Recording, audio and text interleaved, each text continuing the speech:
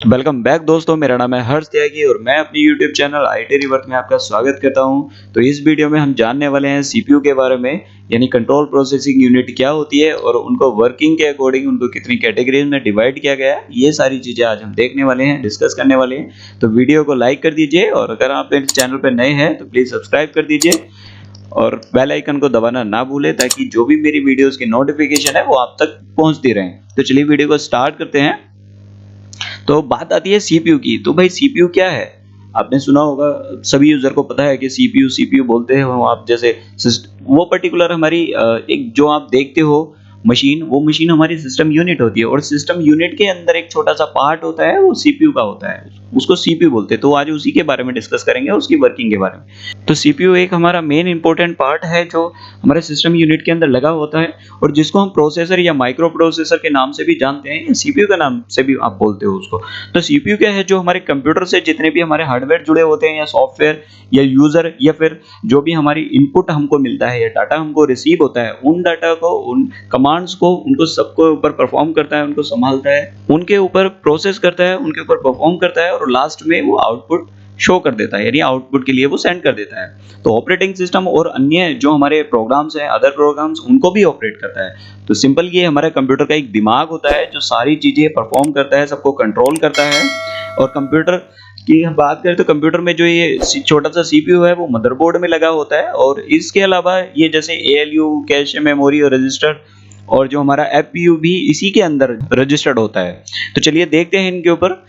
तो बात आती है सिस्टम यूनिट की। तो जिस सिस्टम यूनिट आपने ऐसे देखा होगा जिसको आप सीपीयू बोलते हैं बेसिकली, तो सीपीयू यानी हमारा सिस्टम यूनिट होता है। और अगर हम उसका पैनल ओपन करके देखते हैं तो अंदर से कुछ इस तरह से दिखता है। जैसे आप ये मदरबोर्ड देख रहे हो, तो मदरबोर्ड के ऊपर ये एक फैन लगा हुआ है और फैन को अगर हम यहाँ से हटाते हैं, खोलते हैं, तो ये कुछ इस तरह से दिखता है।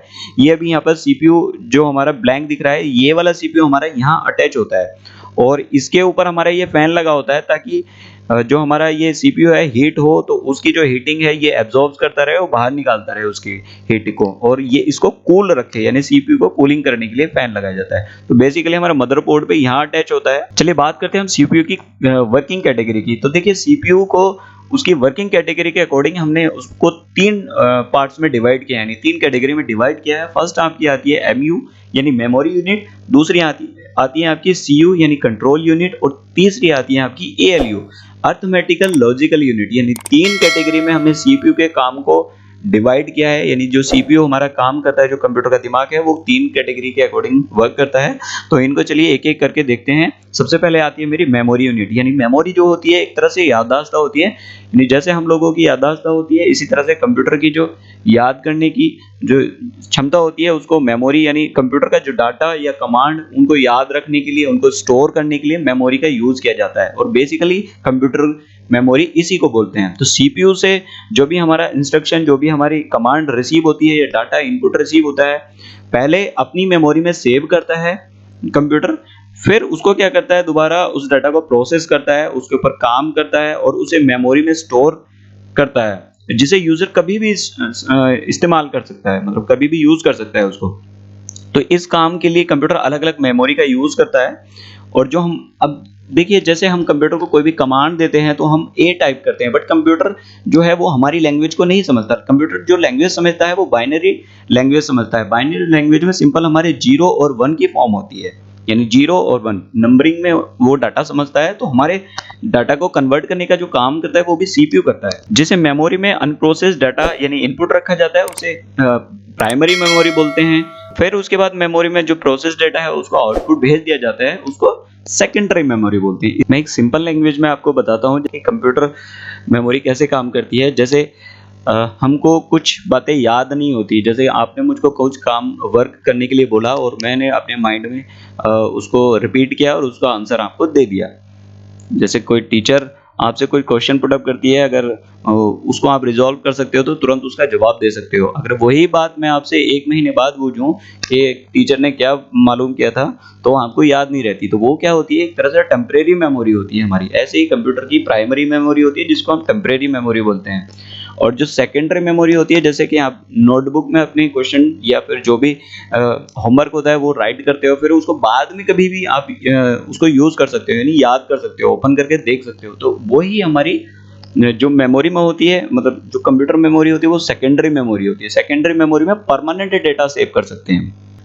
नेक्स्ट देते हैं, नेक्स्ट आता है हमारा कंट्रोल यूनिट। यानी कंट्रोल यूनिट क्या होता है, जिसको सीयू भी बोलते हैं। कंप्यूटर का एक मैनेजर की तरह होता है। यानी जितने भी हमारे कंप्यूटर के अंदर हार्डवेयर लगे हुए हैं, जो भी ऑपरेशन परफॉर्म होते हैं, बेसिकली उनको कंट्रोल करने का काम सीयू का होता है, यानी कंट्रोल यूनिट का होता है। कंट्रोल यूनिट में काफ़ी सारी हमारी प्रोसेसिंग चलती है, जैसे लॉजिकल यूनिट्स, इनपुट आउटपुट डिवाइसों का आपस में कैसे काम करना, किस तरह से उनको डाटा सेंड हो रहा है, किस तरह से रिसीव हो रहा है, उनको कंट्रोल करना, उनको डिकोड करना।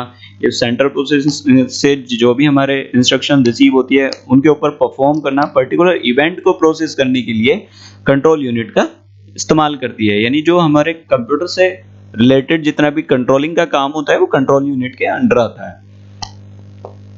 नेक्स्ट हमारा होता है ALU, यानी कि अर्थमेटिक लॉजिकल यूनिट। ये पार्ट हमारा क्या करता है, बेसिकली जब भी हम कंप्यूटर को कुछ भी मैथमेटिकल क्वेश्चन या फिर इस तरह के टास्क परफॉर्म करने के लिए देते हैं, तो हमारा ALU क्या करता है, मतलब CPU की सबसे कॉम्प्लेक्स और ये इंपॉर्टेंट पार्ट्स है। और अर्थमेटिक लॉजिकल यूनिट हमारे मैथमेटिकल के लिए यूज होती है, यानी जोड़ना, घटाना, गुणा, भाग, इनके लिए सबका यूज किया जाता है इसमें। और जो भी आउटपुट के लिए यानी रिजल्ट के लिए डाटा का मैच करना, उसे कंपेयर करना, उसको फिल्टरिंग करना, उसको छांटना, और फिर फाइनल रिजल्ट शो करने के लिए आउटपुट तक पहुंचा देना, ये सारा काम जो हमारा मैथमेटिकल का जितना काम होता है वो ALU में होता है। तो अब बात करते हैं कि CPU की कोर्स की। तो कोर क्या होते हैं, बेसिकली आपने सुना होगा कि ड्यूल कोर या फिर कोर i3, कोर i5, ये कोर क्या होते हैं CPU के कोर।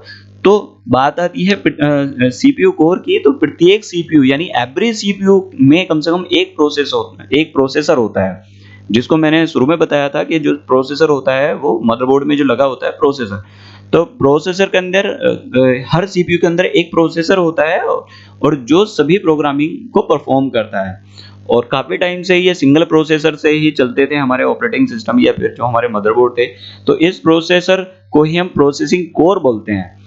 आज के टाइम पे एडवांस टेक्नोलॉजी आ चुकी है, जिससे हम एक CPU के अंदर मल्टी प्रोसेसर यानी मल्टी कोर यूज कर सकते हैं। यानी कि आज के एक CPU में हमारे 2 से ज़्यादा भी कोर हो सकते हैं, उन्हीं को हम CPU कोर बोलते हैं। जैसे कि ड्यूल कोर, ड्यूल कोर से मतलब क्या है कि एक CPU के अंदर 2 प्रोसेसर इनबिल्ड है उसी के अंदर। इसका एक एग्जांपल है Intel Pentium dual core processor, इसी कैटेगरी का हिस्सा है। नेक्स्ट जैसे हमारे आते हैं क्वाड कोर आता है। क्वाड कोर में क्या होता है, 4 प्रोसेसर मिलकर एक क्वाड कोर बनता है, यानी एक CPU के अंदर हमारे 4 प्रोसेसर होते हैं। हेक्सा कोर का मतलब यह है कि एक CPU के अंदर हमारे 6 या फिर उससे ज़्यादा, मतलब 6 मैक्सिमम 6 हेक्सा कोर 6 हमारे प्रोसेसर होते हैं। ऑक्टा कोर में 8 प्रोसेसर होते हैं। तो सिंपल जो हमारे CPU कोर होते हैं वो यही होते हैं कि एक CPU के अंदर कितने प्रोसेसर इनबिल्ड हैं। तो इस वीडियो में इतना ही, और आई होप सो कि ये वीडियो आपको पसंद आई होगी और काफ़ी हेल्प मिली होगी। तो वीडियो अगर अच्छी लगी हो तो प्लीज़ लाइक कीजिए, कमेंट करके जरूर बताएं अगर आपका कोई क्वेश्चन है या फिर आपको कुछ पूछना है मुझसे, तो कमेंट करके जरूर पूछें। और अगर आप मेरे चैनल पे नए हैं तो प्लीज़ सब्सक्राइब कीजिए, मेरी वीडियोस को शेयर कीजिए जितना हो सके, और बेल आइकन को जरूर दबाएं ताकि जितनी भी मेरी वीडियोस आने वाली हैं या फिर जो भी नोटिफिकेशन है उनकी वो आप तक पहुंचती रहे। Thanks for watching the video, have a nice day.